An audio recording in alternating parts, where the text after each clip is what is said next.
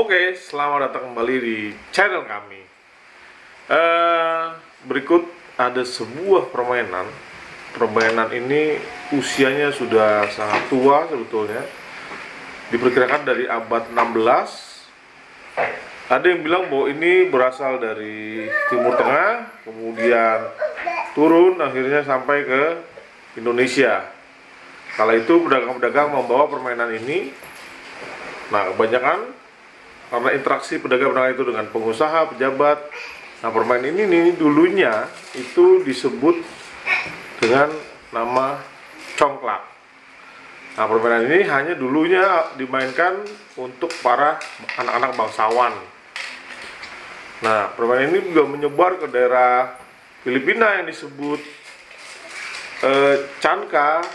Cunkaya, di Sri Lanka Chanka, di Semenanjung Melayu disebut Congkak, dan di Afrika disebut Mancala.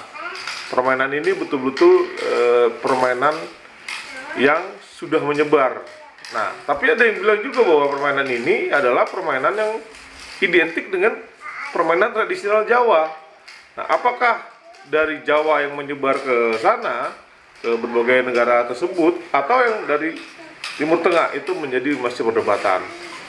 Mari kita lihat permainannya. Apa itu permainannya? Silakan ke Ica. Oke guys, sekarang kita akan kasih tahu tentang permainan congklak dan aturan-aturannya ya guys. Di sini isi lobangnya itu 7 biji congklak, biji congklak ada 7. Dan terus ini yang bolongan gedenya itu apa? Ya, bolongan gedenya itu ini untuk misalnya kita jalan, kita harus ngelewatin ke sini. Dan kita nggak boleh ngisi gunung orang. Ya, rumah orang nih. Misalnya ini aku jalan di sini. Ke sini. Kita nggak boleh masukin ke sini, guys. Nah, kalau masuk ke sini itu nggak boleh diambil lagi. Nggak boleh diambil lagi. Coba kita coba dulu ya, guys. Nih, yuk, Udah, bareng. udah 3. Nah, ini kan masuk nih. Ini kan masuk. Nah, kalau masuk ke rumahnya ini, kita harus ulang lagi, cari lagi yang lain. Tuh. Ayo mulai 1, 2, 3. Nah, oke. Aku duluan. Nih. Enggak. Oke, ini kan matinya di sini. Aira juga mati. Ya. Tadi yang mati duluan tuh siapa? Aku. Ya ada Aira. Aira mati duluan, berarti Aira duluan yang jalan. Karena matinya bareng, kecuali kalau misalnya matinya aku, Aira terus tetap jalan. Kalau begitupun sebaliknya. Ayo jalan. Dan kalau misalnya mau milih itu harus di lubangnya, lubang kita gitu. Nggak boleh nyari di lubang sini. Nggak boleh nyari di lubang sini. Tuh. Oke. Nih, selamat mungkin ya. Terus kalau misalnya kita mati di lubang-lubang kita ini, misalnya aku mati di sini. Misalnya aku mati di sini, tapi di depannya ini ada lagi kan, ada biji congklaknya. Itu namanya nembak, guys. Jadi kita ambil, taruh ke rumah kita gitu untuk memperbanyak ya. Ya, pokoknya kayak gitu. Cuman kalau misalnya kita mati di lubang kita, terus dia misalnya di depannya itu nggak ada bijinya, ini lawan nggak ada bijinya, dia nggak akan bisa nembak. Jadi tetap di situ, berarti mati, nggak akan bisa diambil. Nah, ini Aira mati ya. Tapi nggak nembak. Aira matinya di sini dan ini nggak nembak. Kalau misalnya Aira mati di sini, Aira nggak nembak.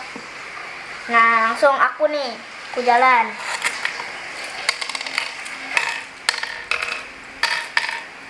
Kayaknya Kak Ica dapetin ini, guys. Oh iya. Nah, nih. Aku mati di sini dan depannya itu ada biji lagi. Nah, aku ini artinya nembak.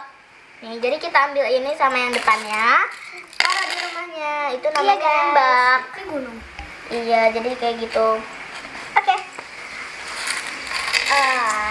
Oke guys, itu sih peraturannya guys. Kayak tadi yang udah ya, tadi udah dikasih tahu ya. Oke. Oke, tadi sudah melihat permainan congklak. Permainan congklak itu sebetulnya permainan yang hanya untuk hiburan, tapi jangan salah, itu memiliki filosofi yang sangat dalam. Jadi ketika kita mengambil sesuatu, jangan lupa kita menanam kembali ke masing-masing kotak, ya, atau lingkaran, atau lubang, dan hanya mengisinya cuma satu saja ke tempat kita. Itu seperti kita mendapatkan rezeki, kita harus membagi-bagikan semua rata, kita satu jadi mengasah kita supaya tidak serakah, membuat kita juga harus ingat dengan sistem tabur tuai. Nah, jadi di permainan congklak itu tidak ada berkompetisi, sebetulnya dia mainnya bareng-bareng, dan setiap masing-masing lubang milik kita itu pasti akan terisi. Itu tidak pernah ada yang kosong sama sekali. Jadi permainan ini betul-betul memiliki filosofi yang sangat dalam gitu ya, bahwa percayalah bahwa rezeki itu juga tetap akan diisi sesuai dengan hasil kerja dan harus saling memberi lagi gitu, sehingga bisa membagi secara merata. Jadi mendistribusikannya sebanyak-banyaknya. Ambil aja secukupnya, distribusikan sebanyak-banyaknya. Demikian kira-kira filosofi dari congklak. Permainan yang sederhana, permainan tradisional sederhana, tapi memiliki makna yang sungguh luar biasa. Terima kasih. Jangan lupa subscribe, like, and comment. Share juga ke teman-teman kalian.